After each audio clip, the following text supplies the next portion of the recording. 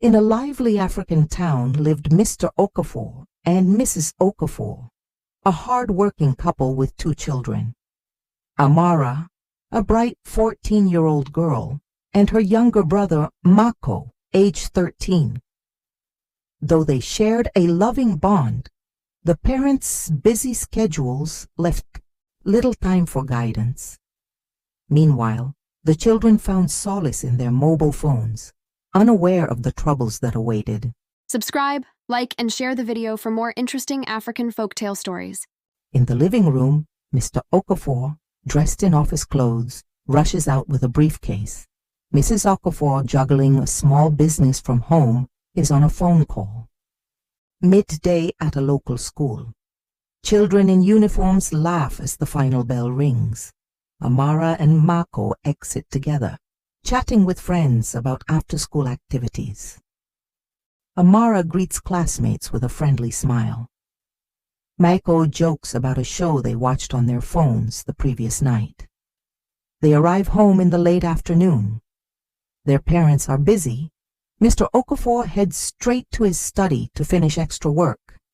Mrs. Okafor is in the kitchen preparing dinner orders for her side business. Amara, setting her bag down. Mako, let's check out that new app we downloaded yesterday. Mako, grinning. Yes, I'm curious about more videos. Let's go to our room. While the parents remained absorbed in work, the children quietly retreated to their shared bedroom, unaware that their digital wanderings could lead them astray. The children's nightly routine. Evening. The siblings' bedroom has 2 beds or mats close together. Phone chargers dangle from the wall sockets.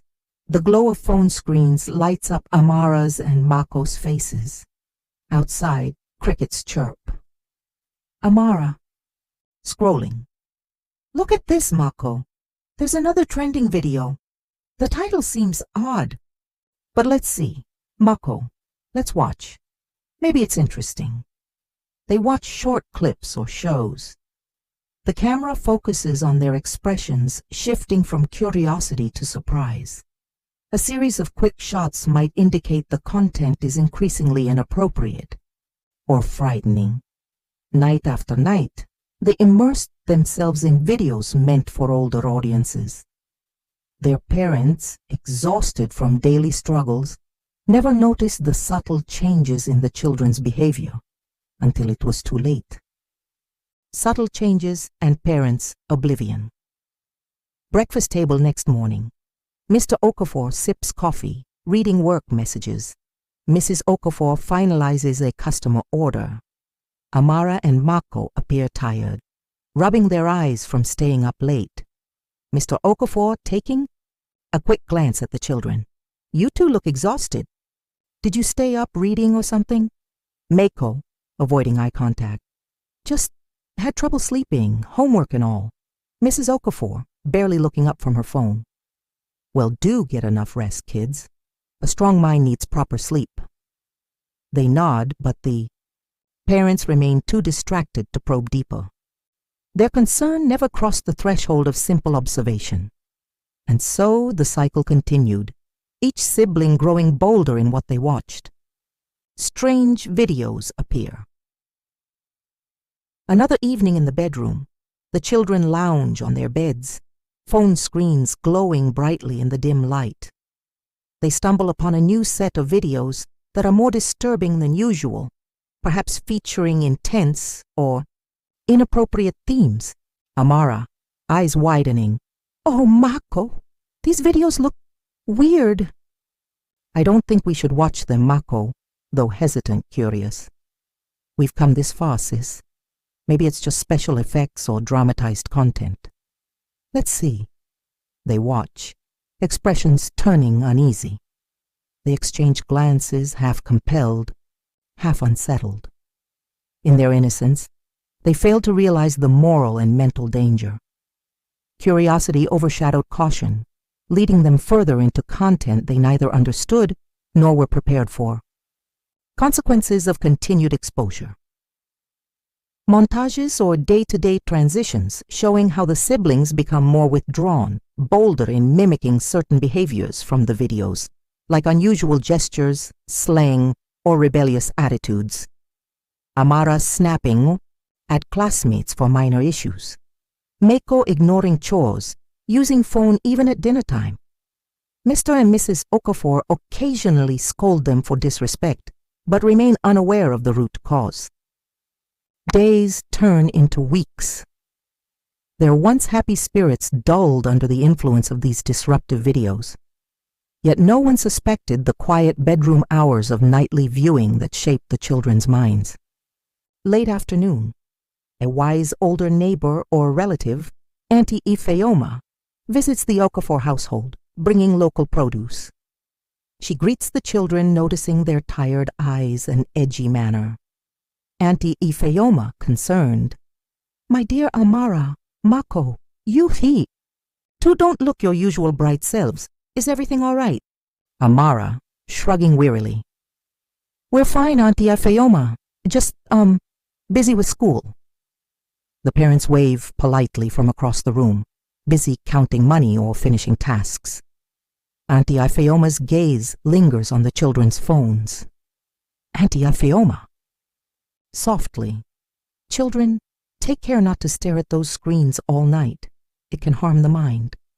Perhaps you should set them aside." They force polite smiles, but give no firm answers. Auntie Ifeoma sensed a rift forming beneath the family's surface. Calm, but she was powerless to intervene without the parents' active involvement. The parents' realization. Late one night, Mr. Okafor, unable to sleep, decides to check on his children. He gently opens the bedroom door, finding Amara and Mako awake, eyes glued to their phones, earphones plugged in. The glow on their faces reveals shock or fascination at whatever they watch. "Mr. Okafor," voice hushed in surprise. "What are you two still doing up? It's past midnight." The siblings jolt, quickly hiding their phones under blankets. Amara, nervous laugh. We couldn't sleep." "Sorry, Papa." "Mako, we were just watching videos. Nothing serious." Mr. Okafor frowns, noticing the tension. He steps back, deciding not to make a scene, but obviously concerned. The father sensed something was amiss. Guilt pricked him for allowing them such unchecked freedom. Morning would bring confrontation. A heart-to-heart attempt breakfast table next day. Mrs. Okafor sits with arms crossed. Mr. Okafor stands behind the children, phones on the table confiscated for the moment. Mr. Okafor, firmly, "We need to talk about your phone usage. You're losing sleep, ignoring responsibilities. We found you up past midnight. Explain yourselves." Amara and Mako cast guilty looks, reluctant to confess the disturbing videos they've grown used to. Amara, hesitant. "It's just normal videos, Papa. We promise it's nothing bad." Mako, "Yes, we're sorry. It won't happen again." The parents exchange uncertain glances, sensing half-truths but lacking specifics. They decide to trust the children's words, albeit grudgingly. Mrs. Okafor, with a sigh, "All right, but we're limiting phone hours. After 9 p.m., no phones. Understood?" They nod. The parents leave for work, tension lingering. Though the parents imposed rules, the children's secrecy persisted. This fragile compromise would soon shatter under the weight of hidden consequences. Breaking the curfew. Another night in the siblings' bedroom. Despite the new rule, Amara and Mako stay up, stifling giggles or gasps as they watch more unsettling or unwholesome videos. Mako whispering, "They said no phones after 9, but we have them anyway." "Let's keep it low," Amara, nodding, eyes glued to the screen. "Just for a while. I'm curious about this new clip. Let's see." Suddenly footsteps approach again in the hallway. The siblings panic, quickly switching off screens and feigning sleep. A shadow passes under the door, maybe a parent checking, then it retreats. Amara, exhaling quietly. They're gone. Let's continue. They resume, clearly enthralled, overshadowing caution. Their nightly routine now defined them. Defiance of parental guidelines. Surrender to curiosity. The outcome would be heartbreak. The consequences emerge. Over subsequent weeks, a montage or series of short scenes show Amara and Mako fatigued in class, missing assignments. Mr. and Mrs. Okafor noticing their children's declining performance in school. The siblings adopting. Questionable behaviors gleaned from the disturbing videos, like rudeness or imitating violence in jokes. Mrs. Okafor, exasperated. What is happening to you two? The teacher says your grades are falling. Are you sleeping in class? Amara, defensive, eyes averted. We're just stressed, Mama. Mako, under his breath, and bored with school. The father stands at a distance, arms crossed, baffled by the children's rebellious shift. Parental neglect had allowed a harmful habit to bloom. Now the children's moral and academic life began to wither. A family crisis. A quiet afternoon. The father returns early from work, overhearing the siblings watching something in their room, disturbing sounds or language. He storms in unexpectedly. Mr. Okafor, outraged. What are you watching? Let me see. He grabs the phone, scanning a moment, face twisting in shock. Although we don't show the content, his expression conveys dismay. Too violent, graphic, or otherwise inappropriate. Mr. Okafor, trembling with anger. This is what you've been doing every night? This filth is poisoning your minds. How? Could you? Amara and Mako break into tears, cowering. Mrs. Okafor enters, alarmed, gleaning the situation from her husband's reaction. At last, truth blazed in full view, shattering the fragile veneer of denial. The time for reckoning had come. The heartbreaking outcome. Later that evening in the living room, phones confiscated, the children stand before their parents. Tension runs high. Mrs. Okafor, voice shaking. We had no idea you were exposed to such content. This is serious. We've failed to guide you, but you disobeyed our rules, too. The children sob, regretting their deception and the addictive lure of those videos. Amara, crying softly. We're so sorry.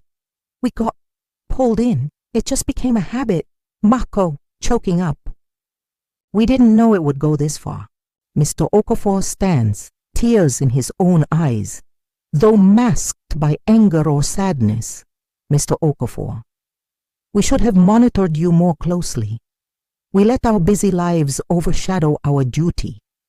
But now you must face the consequences. No more smartphones for now, and you must undergo counseling or guidance to undo these harmful effects. Attempts at healing and forgiveness. A short montage. The parents take time off from work to talk with the children, consulting a community elder or counselor. Scenes of the family discussing healthy media use, reflecting on mistakes, bridging the emotional gap. Mr. Okafor picks up an educational booklet about safe internet habits for families. Mrs. Okafor organizes family game nights without phones. Amara and Mako attend tutoring and moral guidance sessions, slowly readjusting to life without those addictive videos. Slowly, they began to rebuild trust. The heartbreak was real, but the family's united effort became their path to redemption. Epilogue and moral of the story. Final day, the family gathered at a simple dinner table, chatting openly about school, chores, and plans for the weekend. The atmosphere is warmer with relaxed laughter. And so ends the tale of Amara and Mako, two siblings lured into harmful content by curiosity and unchecked freedom. Their parents, Mr. and Mrs. Okafor, learned a vital lesson. Children need active guidance, not mere provision of gadgets. Only through open communication, setting boundaries, and paying attention to young minds can families stay strong in the eye. face of modern temptations. Key lessons. Parenting. Involvement. Material provision alone isn't enough. Parents must monitor and guide children's digital exploration. Healthy boundaries. Setting limits on devices or screen time helps prevent exposure to harmful content. Open dialogue. Shame and secrecy breed destructive habits, while honest communication fosters trust and healing. United family effort. With cooperation, empathy, and forgiveness, even a heartbreaking scenario can pave the way for growth and stronger bonds. Subscribe, like, and share the video for more interesting African folktale stories.